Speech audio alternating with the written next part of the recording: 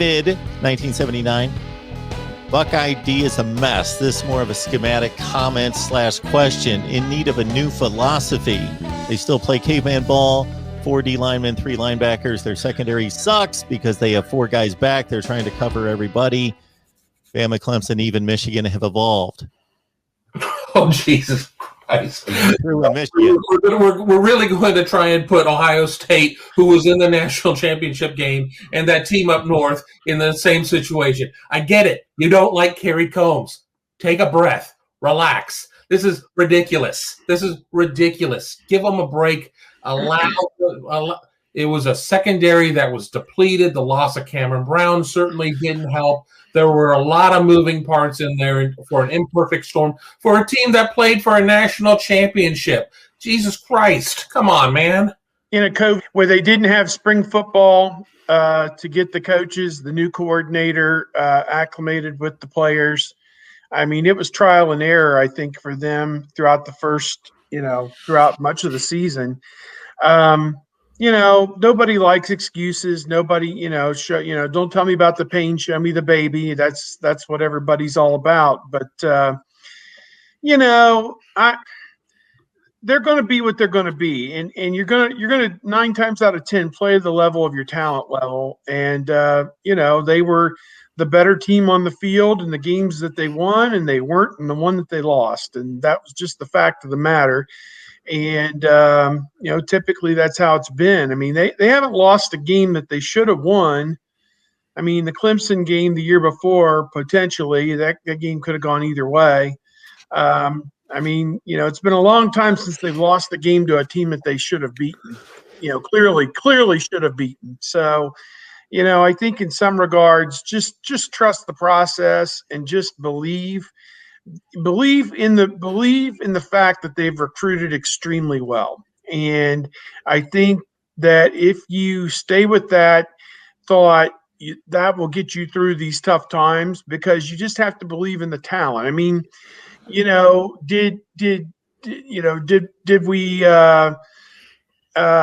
was there panic in the streets when, after the national championship season in 2015 that they came back and replaced a lot of those guys, with Hooker and Lattimore and Ward, and they were able to keep right on rolling. I mean, I think that's what you have to kind of have faith in this process and this system that, like Alabama, like Clemson, they, maybe Georgia to a degree, they have put themselves on a pedestal where very few teams can match up with what they put on the field, and certainly nobody in the Big Ten can. So you're going to be like Oklahoma in the running for the playoff 8 years out of 10, and if all things are considered equal.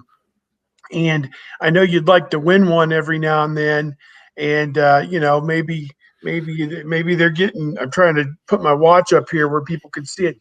Maybe they're getting time. Maybe it's getting time that they're due to win one again, but just be patient. And I know patience is in such short supply these days, but it's going to be okay. It's going to work out. They're going to have a great spring. They're going to have a normal summer for the most part. And then they're going to get to work in preseason camp, and they're going to put a quality product on the field. I don't have any doubt about that. We repeat this about the secondary, all of the different things that happened and why. And I think whenever somebody wants to ask, like, why didn't this, or how come this, just remember there was a pandemic going on. And so that has stunted everything. That has stunted a lot of development.